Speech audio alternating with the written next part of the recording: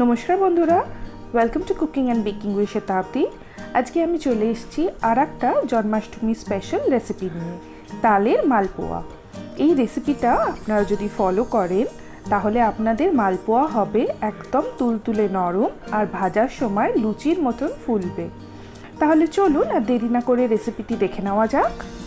তালের মালপোয়া বানানোর জন্য এখানে আমি 2 কাপ তালের পাল্প নিয়ে নিয়েছি। তার সঙ্গে 1 কাপ গুড় অ্যাড করে দিলাম।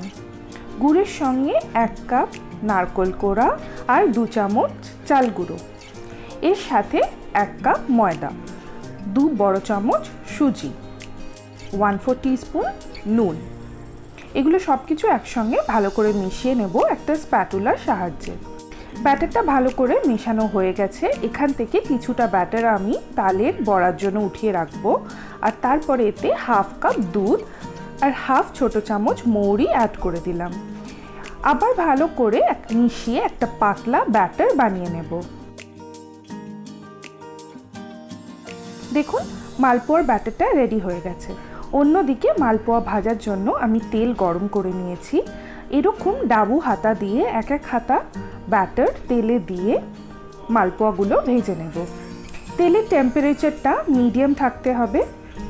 ব্যাটারটা তেলে দেওয়ার কিছুক্ষণ পরে দেখবেন যে মালপোয়াটা ওপরের দিকে ভেসে উঠছে আর লুচির মতন ফুলে যাচ্ছে। হালকা হালকা করে নাড়িয়ে 2 সাইড ভালো করে ভেজে নেবেন। এই মালপোয়াতে যেহেতু গুড় ব্যবহার করা হয়েছে, এর কালারটা একটু ডার্ক হবে। মালপোয়াটা ভালো করে ভাজা হয়ে গেছে। এবারে এগুলোকে তুলে অন্য একটা পাত্রে উঠিয়ে রেখে দেব। আর এরকমভাবেই আমি প্রতিটা তালের মালপোয়া ভেজে নেব। তাহলে বন্ধুরা, দেখলেন তো একটা ব্যাটার দিয়ে তালের বড়া আর তালের মালপোয়া কি সুন্দরভাবে তৈরি হয়ে গেল। তালের বড়া রেসিপিটা আমি কালকে শেয়ার করেছি, আপনারা চাইলে দেখে নিতে পারেন। আমি লিঙ্কটা ডেসক্রিপশন বক্সে আর আই বাটনে শেয়ার করে দেবো। আর আপনাদের যদি আজকের তালের মালপোয়া রেসিপিটা ভালো লেগে থাকে তাহলে বরাবরের মতন ভিডিওতে একটা লাইক আর শেয়ার করার রিকোয়েস্ট রইল। সাথে আমার চ্যানেলটাকে সাবস্ক্রাইব করে আমার পাশে থাকারও রিকোয়েস্ট রইল।